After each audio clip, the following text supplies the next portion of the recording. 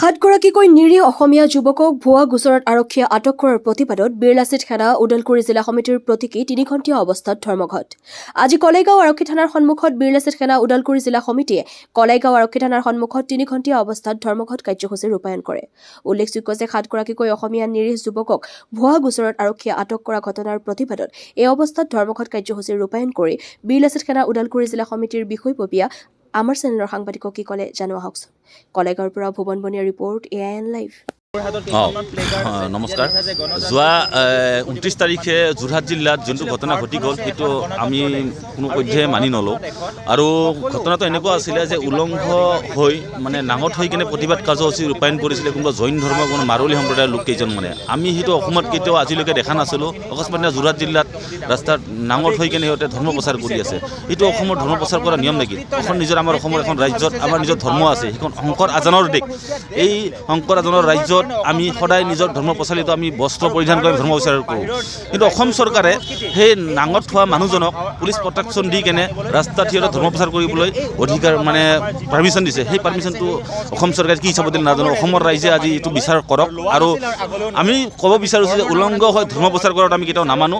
আৰু যদি আমি অনাগত দিনত আমি কিছুমান ৰাজ্য বা কিছুমান জিলাত আমি দেখা পাওঁ, অসমৰ কিছু জিলাত দেখা পাওঁ, ওদালগুৰিয়ে হওক, আমি ওদালগুৰি জিলাৰ পৰা আজি সকীয়াই দিছোঁ অসম চৰকাৰক, যদি ইয়াতে আমি ধৰ্ম প্ৰচাৰ কৰা তেনেকুৱা উলংঘ হৈ ধৰ্ম প্ৰচাৰ কৰা আমি দেখা পাওঁ, তেওঁলোকক দৌৰাই দৌৰাই পিটিবলৈ আমি সাজু হ'ম। আৰু আমাৰ ওপৰত যি ব্যৱস্থা হ'লে ল'ব পাৰে অসম চৰকাৰক।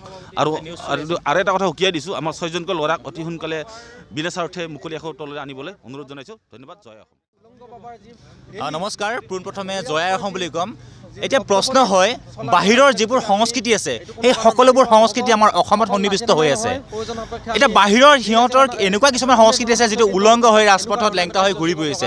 এই সংস্কৃতি কিন্তু আমাৰ অসমত আমি চলিবলৈ নিদিওঁ। আমাৰ অসমৰ ৰাইজে সেই সংস্কৃতিবোৰ আদিম যুগৰ পৰাও পাই অহা নাই, এতিয়াও পোৱা নাই আৰু আগলৈও নাপাব। গতিকে বীৰলাচিত থানা অসমৰ ফালৰ পৰা শেষ সকিয়নি, সেই সংস্কৃতিবোৰ যাতে আমাৰ অসমত তেওঁলোকে সন্নিৱিষ্ট নকৰে। আৰু আমাৰ আজি প্ৰতিবাদটোৰ কথা কৈছোঁ, আজিলৈ আমাৰ 5 দিন হ'ল। আমি প্ৰতিবাদ কৰিছোঁ 5 দিন হ'ল, কিন্তু অতি নম্ৰভাৱে প্ৰতিবাদ কৰি আছোঁ। এই নম্ৰভাৱে যে আমি প্ৰতিবাদ কৰি আছোঁ, হয়তো তেওঁলোকৰ এতিয়ালৈকে কাণ খাৰ হোৱাই নাই।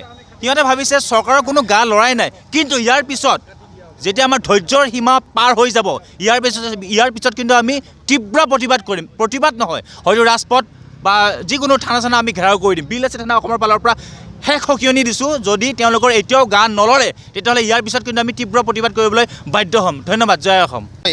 আপোনালোক আটাই জ্ঞাত, অসমৰ প্ৰতিটো চুকে কোণে ৰাইজসকল এটাই জ্ঞাত যে অসমত উলংগ বাবাৰ আৱিৰ্ভাৱ ঘটিছিল।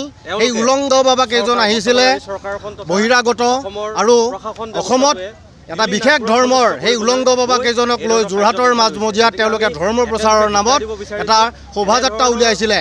সেই শোভাযাত্ৰাৰ বিৰুদ্ধে, সেই উলংগ বাবাৰ বিৰুদ্ধে যেতিয়া যোৰহাটৰ বীৰলাচিত থানাৰ সৈনিক আৰু যোৰহাটৰ খিলঞ্জীয়া ৰাইজে তাৰ প্ৰত্যুত্তৰ হিচাপে প্ৰতিবাদী কাৰ্যসূচী গ্ৰহণ কৰিছিলে, সেই প্ৰতিবাদস্থলীৰ পৰাই আমাৰ বীৰলাচিত থানাৰ 7গৰাকীকৈ সৈনিকক পুলিচ বিভাগে কৰায়ত্ব কৰি জেল হাজতলৈ প্ৰেৰণ কৰিছে।